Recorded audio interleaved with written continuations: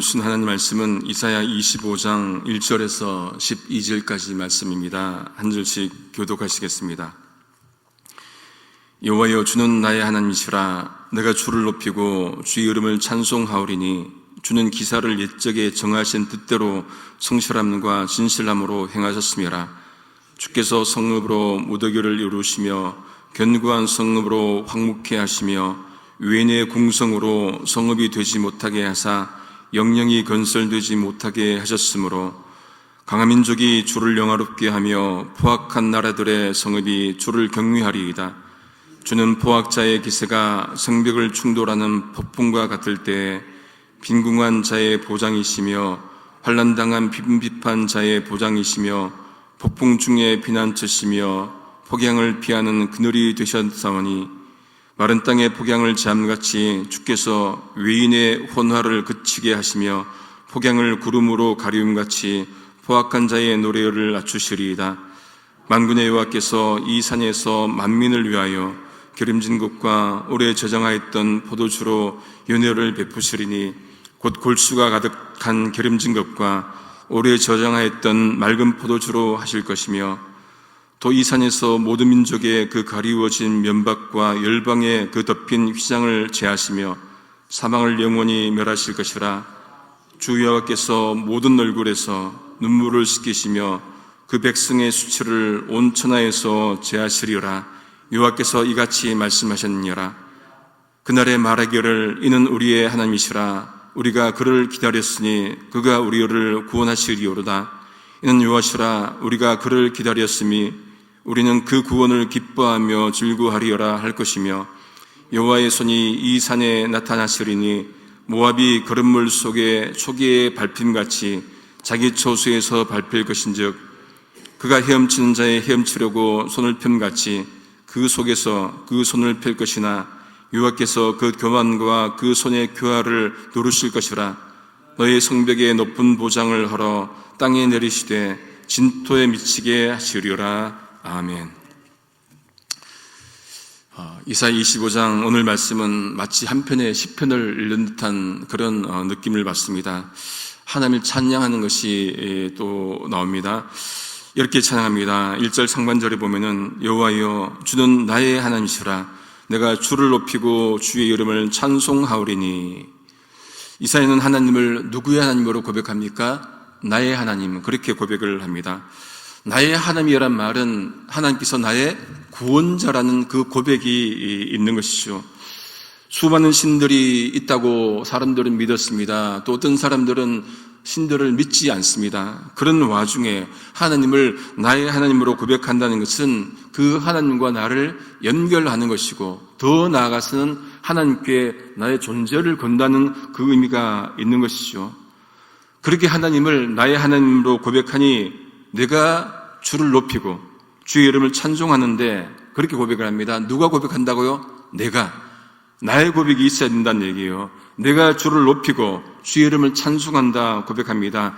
다른 사람의 고백이 아니고 나의 고백이 있어야 진정한 신앙이지요.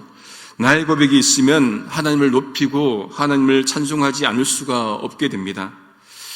여러분, 우리가 생각해 보면은 나 같은 죄인을 정말로 하나님께서 아들 예수 그리스도를 이 땅에 보내주시고 십자가 지게 하시고 정말로 그를 믿으면 영생 얻게 하신 이 은혜를 생각하면은 찬송하지 않을 수가 없는 것이죠. 너무너무 큰 은혜를 우리가 받았는데 이 고백이 지금만의 고백이 아니고 영원한 고백이 될 수 있기를 소망합니다. 이사야가 이렇게 하나님을 찬양하는 나의 고백이 있지만은 바깥의 객관적 사실이 분명히 있습니다. 어떻게 말합니까? 1절 하반절에 하나님이 놀라운 일들을 이루시는데 예전에 세우신 일들을 어떻게 한다고 합니까? 성실함과 진실함으로 행하셨기 때문이다. 그렇게 고백을 합니다. 그 하나님께서 뜻을 이루시는데 하나님의 속성을 성실함, 진실함 두 가지로 얘기를 합니다. 우리 하나님은 성실하신 하나님이시죠. 계획하시고 뜻하신 바를 끝까지 이루신 하나님. 예레미야 예가 3장 22절 23절입니다. 여호와의 자비와 긍휼이 무궁하심으로 우리가 진멸되지 아니함이니이다. 이것이 아침마다 새로우니 주의 성실이 크도소이다. 여러분, 우리가 오늘 또 아침을 맞이했죠, 그죠? 이 아침, 우리의 성실함 때문에 아침을 맞이합니까? 우리가 성실했기 때문에 이 아침이 왔습니까? 아니에요. 여러분과 저는 잔것밖에 없습니다. 하나님께서 성실하시기 때문에 이 아침을 준비하시고 새로운 태양을 뜨게 하신 것 아니겠습니까? 성실하다, 이것은 여러분 한편으로 보면은 컨시스턴트하다는 거죠. 지속적이고 일관된 그런 모습이 있습니다. 하나님의 기분이 하루는 좋았다가 하루는 다운되었다가 그러십니까? 기분 좋으면 태양을 뜨게 하고 기분 다운되면 태양을 안 뜨게 하고 그런 하나님입니까? 아니죠. 하나님은 어떤 오차도 없이 태양을 뜨게 하고 하루를 준비하시고 새로운 하루를 맞이하게끔 하신 것 아니겠습니까? 어떤 하나님이요? 성실하신 하나님. 두 번째, 거짓 없으신 하나님의 모습입니다. 로마서 3장 4절에 사람은 다 거짓되되 오직 하나님은 참되시다 할지어다.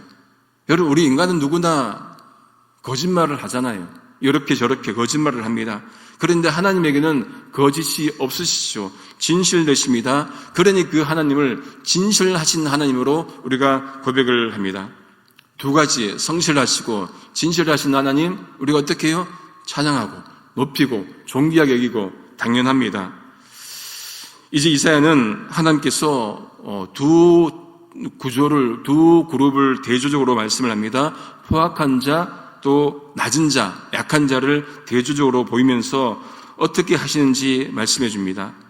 먼저 하나님이 포악한 자에게 행하는 모습입니다. 하나님께서 성읍을 돌무더기로 만드시고 또 어떻게 해요? 견고한 성읍들을 폐허로 만드셨다. 다시는 그들이 재건하지 못할 것이다. 그렇게 말씀을 합니다. 앞장이 24장에도 나왔지만은 교만한 이들의 성읍을 무너뜨리신다는 말씀이에요. 인간의 교만으로 바벨탑을 쌓았는데 흩으시잖아요. 교만한 인간들의 상징물을, 인간들을 흩어버리십니다. 여러분, 하나님 되직하는 성읍은 결코 서지 못합니다.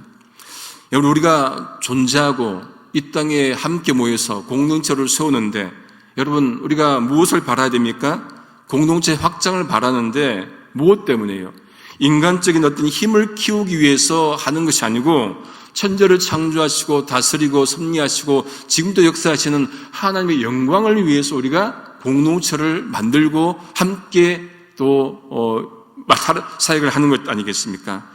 이러한 바른 목적을 가질 때, 그럴 때 하나님께서 그 공동체를 세워주시지, 우리의 힘 키우고 뭔가를 하려고 하고 그런 것들을 하기 위해서는 하나님께서는 결코 그 공동체를 바르게 두지 않을 겁니다. 이렇게 하나님께서 교만한 인간들에 대해서 분명한 입장을 보이시니까 어떻게 해요? 강한 민족들이라도 주를 영화롭게 하고 포악한 나라들의 성읍이 주를 경외할 것이다. 그렇게 말씀을 합니다. 하나님께서 이렇게 위험을 드러내시면은 그들도 어쩔 수 없이 하나님 앞에 엎드릴 수밖에 없다는 것을 말씀을 합니다. 이제 대조적으로 하나님은 약한 자들에게 어떻게 하십니까? 4절 개역개정입니다. 빈궁한 자의 요새시며 환난당한 가난한 자의 요새시며 폭풍 중에 피난처시며 폭양을 피하는 그늘이 되셨사오니, 하나님의 속성을 세 가지로 여기서 말씀을 합니다. 첫 번째, 가난하고 고통당하는 자들에게 어떻게 해요? 요새시며. 여러분, 가난하고 고통당하는 사람들 하루라도 건진받기를 원하잖아요. 그렇죠? 그렇게 해서 하나님께서는 그들을 건지셔서 요새에 그렇게 두신다. 두 번째, 폭풍 중에 피난처. 이건 성경에 자주 나오는 표현이죠. 폭풍 속에서도 하나님께서 백성들을 날개 아래 보호하시고 마치 새가 새끼들을 날개 아래 품듯이 그렇게 피난처로 삼아주신다. 세 번째는 떼약볕에 그늘이 되신다. 그렇게 말씀을 합니다. 지금 아침 저녁으로 이제 좀 신선해졌죠. 근데 여전히 낮에는 뜨거워요. 그죠? 그런데 그늘에만 들어가면 그래도 약간은 실수가 있는 거죠. 여러분, 하나님은 그늘이 되십니다. 하나님께서는 이렇게 약한 자들, 사회적으로 소외당한 사람들에게 이렇게 요새고가 되시고 피난처 되시고 그늘이 되시고 보호하신다는 그 말씀이지요. 가난한 자들을 돌보시는 하나님께서 이방 민족들에게는 어떻게 하십니까? 5절에 보면은 이방 사람들의 소란을 잠잠하게 하시고 마치 구름이 떼약볕에 열결을 식히듯이 포악한 자들의 소리를 그치게 하신다. 그렇게 말씀을 합니다. 떼약볕 열이 쩔 때 구름이 한번 들이우면은 그래도 쉴 수 있고, 그죠? 그만한 쉼이 어디 있겠습니까? 구름 한번 지나가면은 그래도 좀 괜찮아요. 마치 또 한방 눈이 내려도 태양 한번 뜨면은 금방 녹지요. 아무리 강한 자가 있더라도 하나님께서 한번 지나가시면은 정리되는 것 아니겠습니까? 하나님은 가난한 자들을 돌보시지만은 포악한 자들은 치시는 하나님. 그러니 세상 권력을 따를 것이 아니고 만군의 하나님의 그 모든 힘의 근원이신 하나님을 따라가야 하는 말씀입니다. 이사는 이렇게 하나님을 찬양하면서 그 하나님께서 베푸시는 잔치의 모습을 보여줍니다. 6절입니다. 만군의 여호와께서 이 산에서 만민을 위하여 기름진 것과 오래 저장하였던 포도주로 연회를 베푸시리니 곧 골수가 가득한 기름진 것과 기름진 것과 오래 저장하였던 맑은 포도주로 하실 것이며. 여러분, 잔치를 베푸는데 혼자 하는 사람이 있습니까? 잔치를 베풀면은 사람들로 초대하고 함께 즐거워하고 기뻐하시오. 하나님도 혼자 하지 않으시고 백성들을 초대해서 함께 하신다 말씀합니다. 그 잔치 자리에 고기가 있고 포도주가 있습니다. 여러분, 없으면 얼마나 허망하겠습니까? 잔치 자리에 먹을 것이 있어야 잔치가 되는 것이죠. 하나님께서 백성들을 초대합니다. 잔치 자리에 초대합니다. 천국 잔치에 초대합니다. 그런데 모두 초대하지만은 모두가 갈 수 있는 것은 아니지요. 누구가 갈 수 있습니까? 예수 그리스도를 믿는 사람들만 갈 수가 있는 것이죠. 그 마지막 천국 잔치에 들어갈 수 있느냐 없느냐, 그것이 마지막을 결정하는 것 아니겠습니까? 바라기는 우리 모두가 예외 없이, 한 사람도 예외 없이 마지막 천국 잔치에 모두가 함께 들어갈 수 있기를 소망합니다. 그런 말씀이 뒤에 이제 7절 이하에 나오죠. 잔치를 베푸시는 그 산에서 무엇을 제거하신다 했습니까? 죽음을 제거하실 것이다. 7절 새벽녘입니다. 또 주님께서 이 산에서 모든 백성이 걸친 수요를 찢어서 벗기시고 모든 민족이 입은 수요를 벗겨서 없애실 것이다.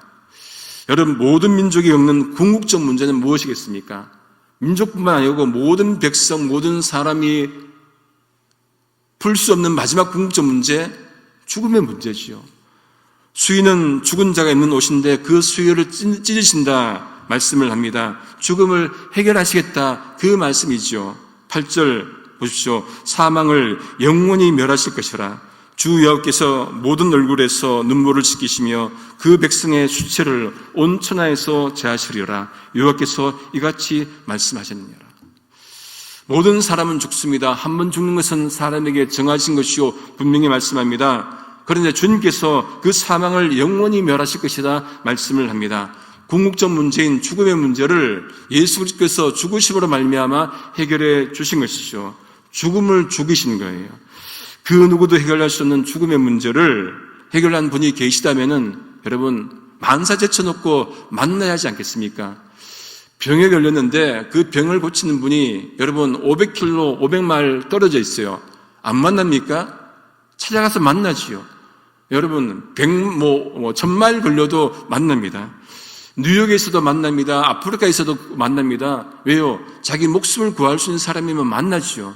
그렇다면은 죽음의 문제를 해결하는, 궁극적 죽음의 문제를 해결할 수 있는 하나님이 계시다면은 그 하나님을 어떤 수를 써서라도 만나야 하지 않겠습니까?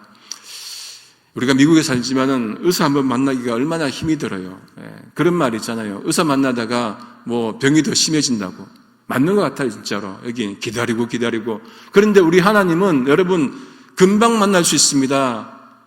왜요? 그 하나님께서 기다리고 계시기 때문에 그런 거예요. 그 하나님께서 지금 또 영혼 문제, 죽음의 문제를 해결하기 위해서 그런 영혼들을 기다리고 계시기 때문에 찾고자 하면은 금방 만나는 것 아니겠습니까? 그 하나님께서 눈물도 수치도 해결해 주시겠다, 없애시겠다 말씀합니다. 여러분, 여기서 눈물은 슬픔의 눈물이죠. 누구나 슬픔의 눈물을 흘리지 않습니까? 그 눈물을 닦아주신다 말씀합니다. 그 수치를 해결해 주신다 말씀합니다. 허풍이 아니에요. 왜요?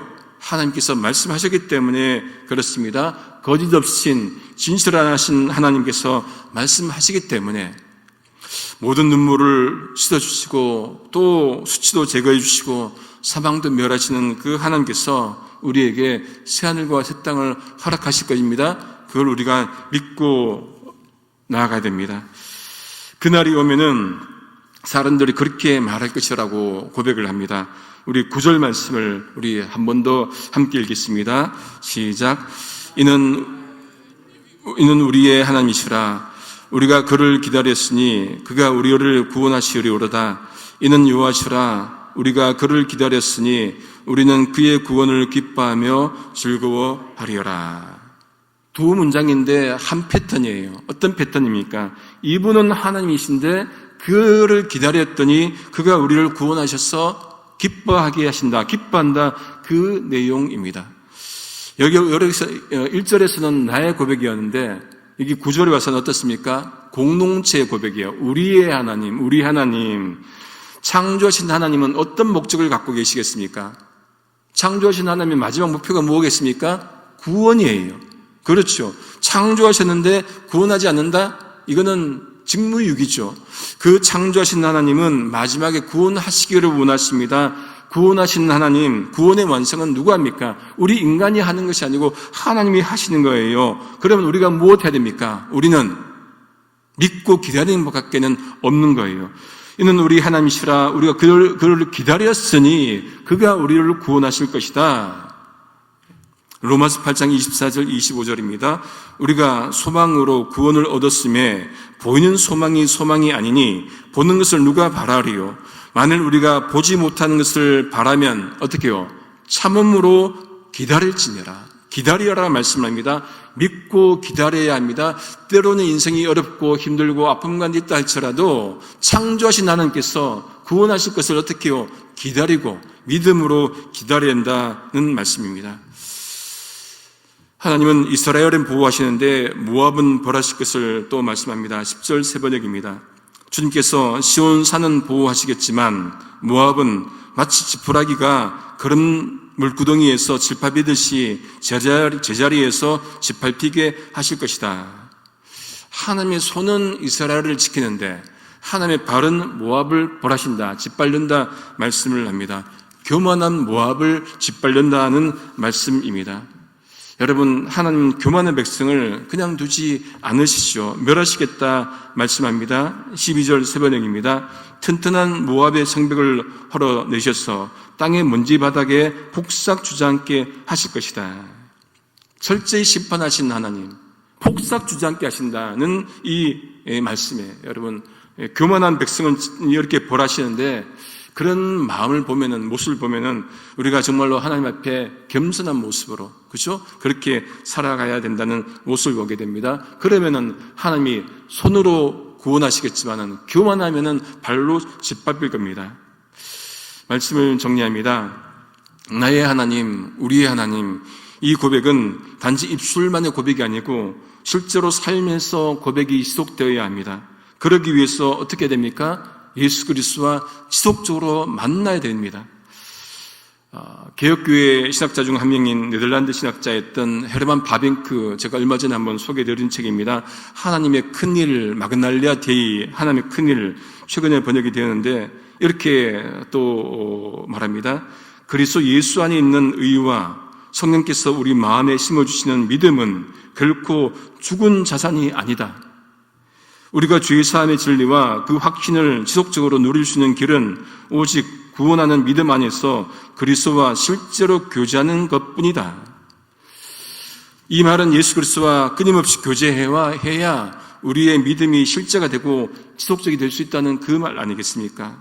이 교제 어디서 합니까? 예수님과 지속적으로 교제하는 것 어디서 합니까? 예배 자리에서 하는 것 아니겠습니까? 예배 자리에서, 예배 가운데 주님 만나고 예배하면서 주님 찬송하고 예배하면서 기도하고 예배하면서 우리의 믿음의 언어를 다시금 확인하고, 하나님이 나의 하나님이시구나, 나만 고백하는 것이 아니고 옆에 사람도 고백하네, 우리가 고백하네, 이것을 다시금 확인하면서 하나님과 교제하는 그 시간이 어떻게 해요? 이 예배 시간. 그러니 예배를 사모하셔야 됩니다.